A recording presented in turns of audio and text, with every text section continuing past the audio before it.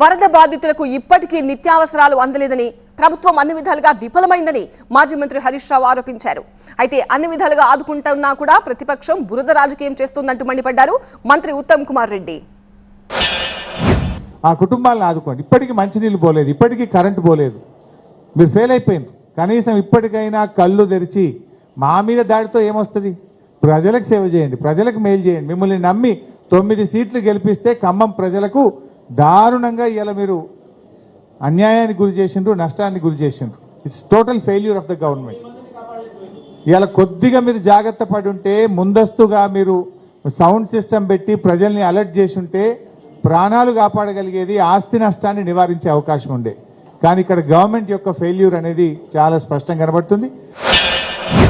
కోడిగుడ్లపై ఈకలు బీకినట్టుగా ఏదో మాటలు మాట్లాడుతూ వాళ్ళు దీన్ని కూడా దిగజారి రాజకీయాలు చేయడం, దాన్ని పూర్తిగా మేమేం చేస్తలేము, బురద రాజకీయాలు వాళ్ళకే చెల్లుతాయి. అరే, ప్రజలు మిమ్మల్ని అసెంబ్లీ ఎన్నికల్లో చీకొట్టినరు, అసలు పార్లమెంట్ ఎన్నికల్లో నామరూపాల్లోకి చేసిండ్రు, అసలు రాబోయే స్థానిక సంస్థలు అసలే మీ రూపాలు ఉండవు.